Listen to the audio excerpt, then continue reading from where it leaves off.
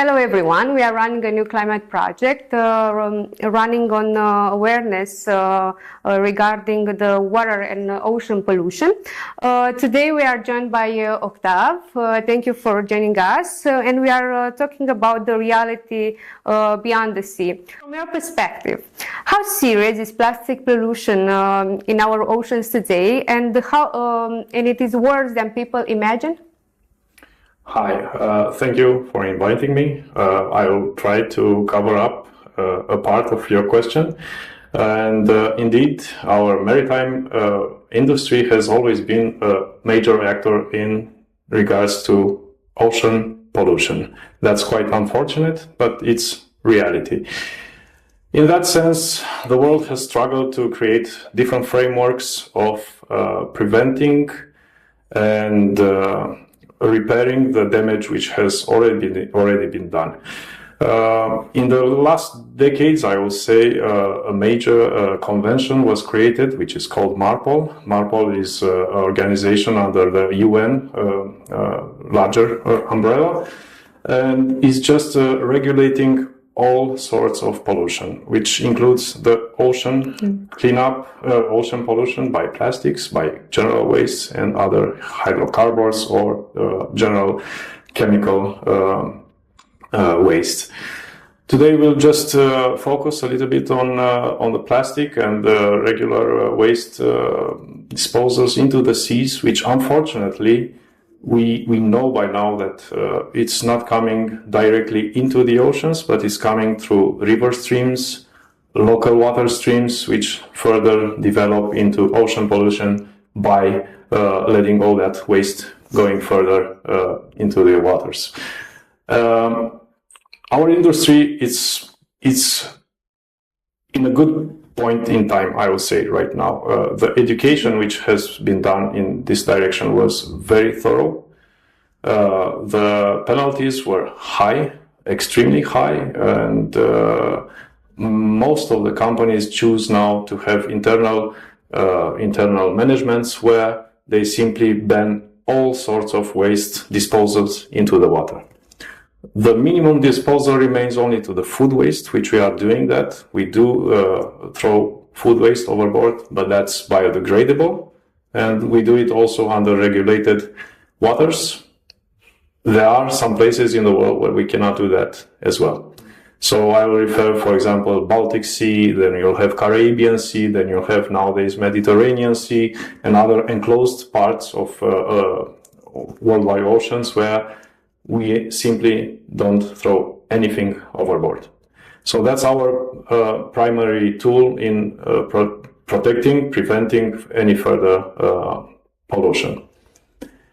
There is this second part where we have to think from different angles. There is the waste which is flowing right out the river streams, and it goes directly to the ocean water. In that regard, there are different companies. I believe there are most of them non-profit organizations which are targeting general cleanup, basically a cleanup. So one of them is called the Ocean Cleanup, just like that, and it's based somewhere in Vancouver. I've seen them at work, and it's quite interesting. They are using some new device which was invented by a 19-year-old Danish guy, I believe, which just collects like a sleeve. It goes out in the ocean and collects all the garbage and all the waste into that sleeve, and then it's further transported back to the shore.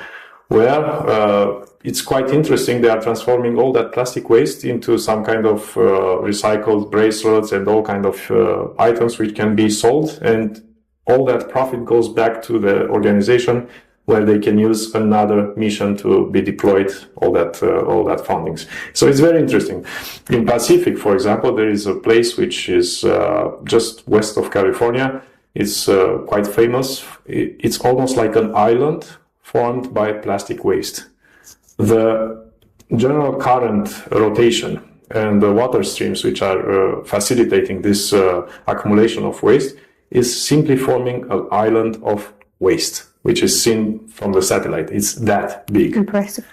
So ocean cleanup is going directly there, and they are just slowly taking everything from there. But it's an uphill work because, as I understood, I'm not sure about the data nowadays, but a few years back, the amount which we're able to collect was refilled in half time compared to the time they needed to remove it from there. So they only work uphill.